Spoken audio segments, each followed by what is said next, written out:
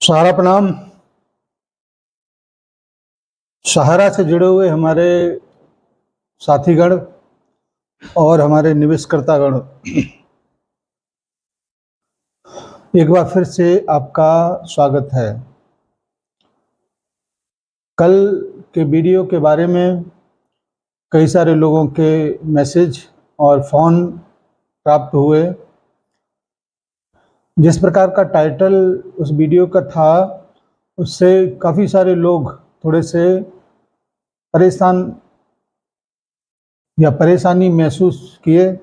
इसके लिए मैं क्षमा चाहता हूँ, लेकिन मेरे हिसाब से टाइटल बिल्कुल एकदम ठीक था, क्योंकि सहारा का अगर भुगतान चाहते हैं लोग तो दलालों से बचना बहुत ज़रूरी है।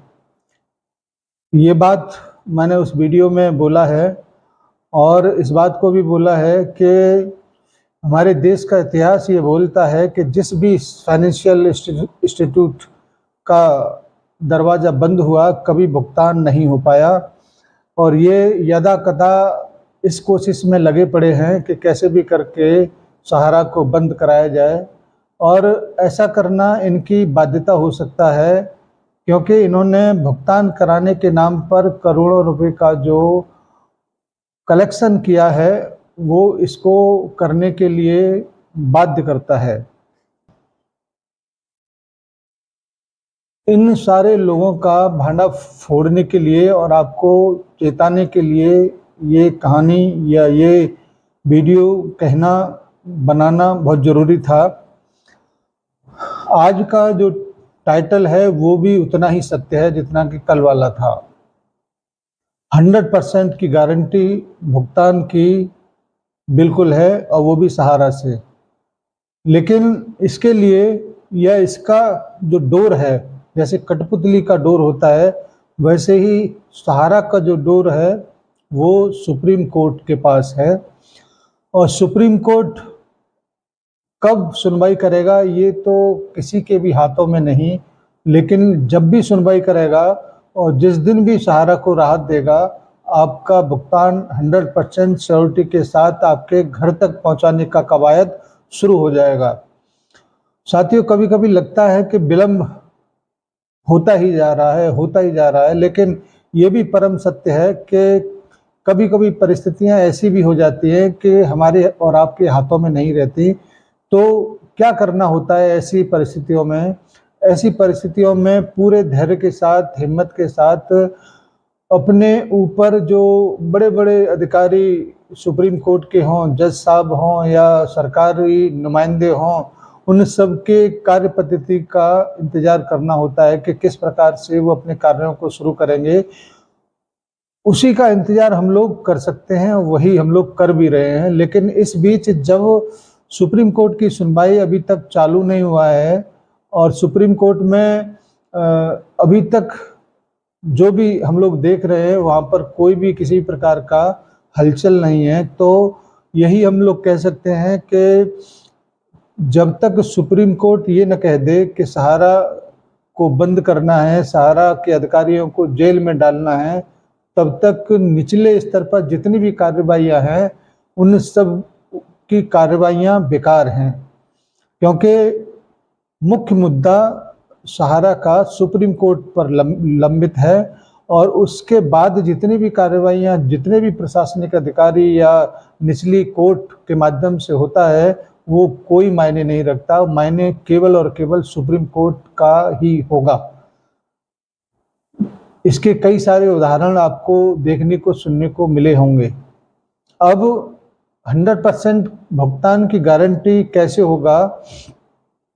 एक गारंटी तो सरकार ने ले रखा है कि हम सहारा के चारों सोसाइटियों का जो भुगतान है, एक एक पाई का भुगतान हम करेंगे। एक गारंटी तो ये आपका एक तरीके से ढाल के रूप में है, जो निश्चित रूप से आपको थोड़ा सा सहयोग तो जरूर करेगा।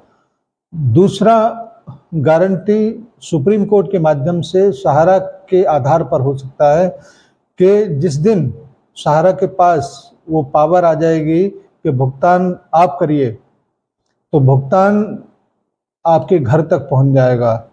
मैं फिर से आपको ये याद दिलाना चाहूँगा, आज की डेट में भी 2 जगह से भुगतान जारी है।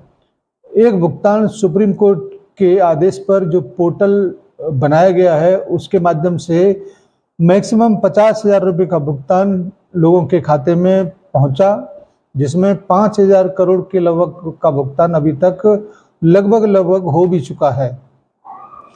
दूसरा भुगतान चल रहा है सहारा के उन कार्यालयों पर जहां पर एनआई इस वक्त भी चालू है, रिन्यूअल इस वक्त भी चालू है। वहां पर जितने भी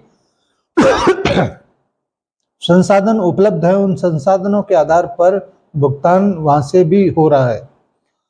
अगर सहारा से भुगतान नहीं हो रहा होता तो सुप्रीम कोर्ट एक आदेश देता कि सभी ब्रांचों को बंद कर दिया जाए और भुगतान केवल और केवल पोर्टल से होगा, लेकिन नहीं, इस प्रकार का कोई आदेश नहीं है।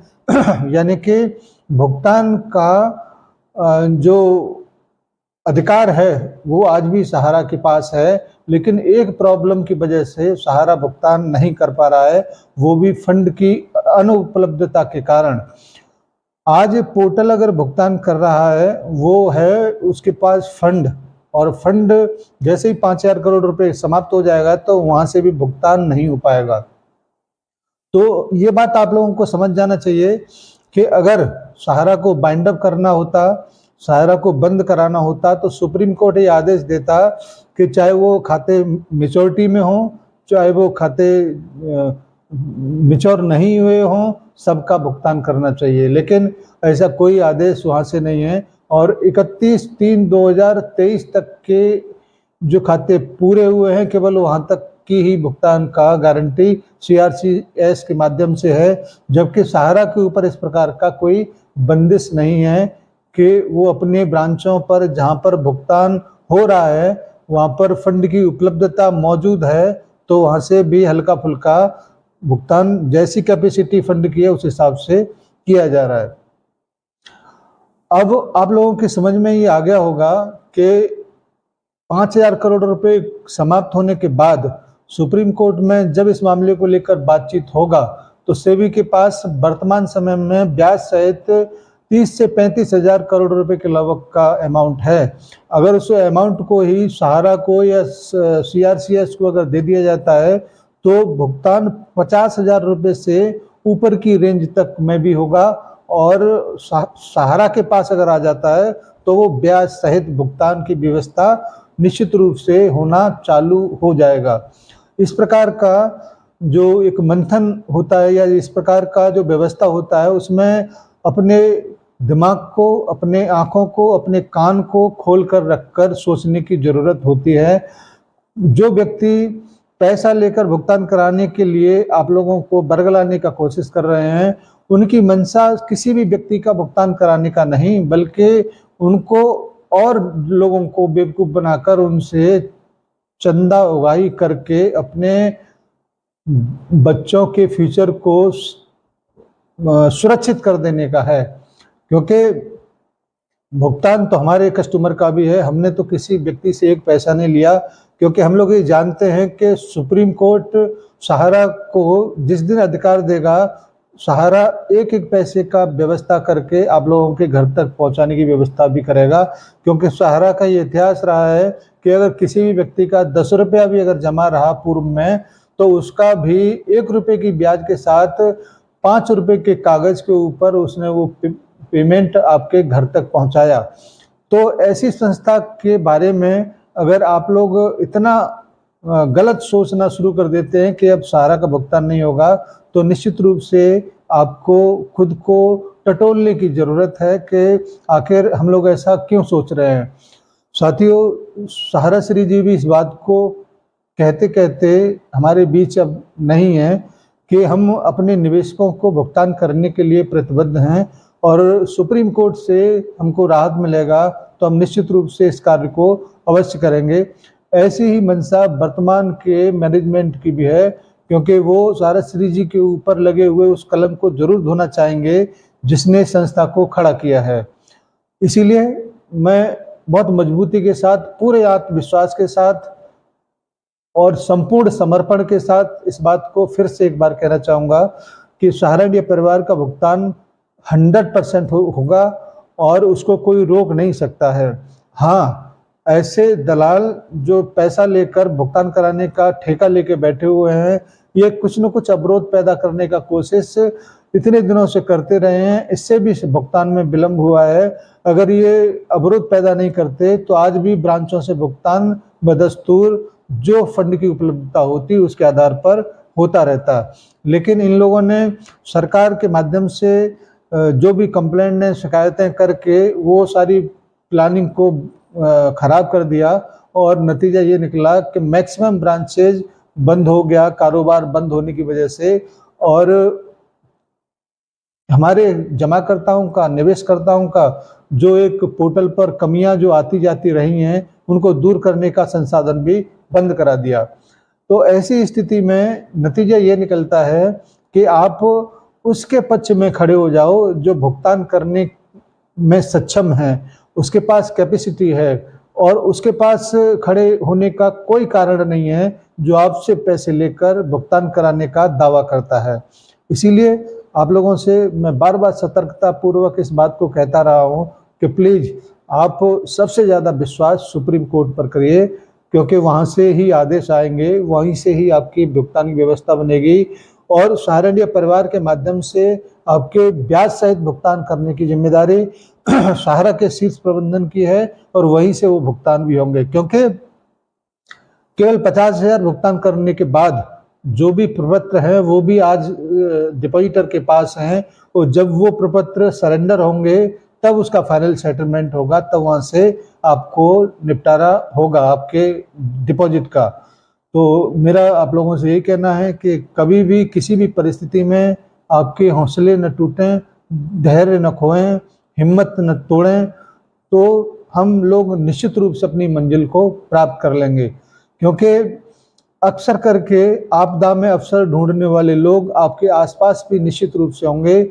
जब भी आपका दुख, आपका परिवार का दुख कष्ट में होगा तो आपके पड़ोसी भी आपसे वो सब कुछ करवाने की कोशिश करेंगे, गलतियां करवाने की कोशिश करेंगे, लेकिन आप उनके झांसे में ना आके अपने परिवार की सुरक्षा का ध्यान जरूर रखें। धन्यवाद आज की इस मीटिंग के लिए। मुझे उम्मीद है कि आप लोग कल के बाद आज का ये वीडियो जब देखेंगे तो निश्चित रूप से कल के वीडियो का जो महत्व है उसको और ज़्यादा समझेंगे। धन्यवाद सभी को, सादर सारा प्रणाम, जय हिंद।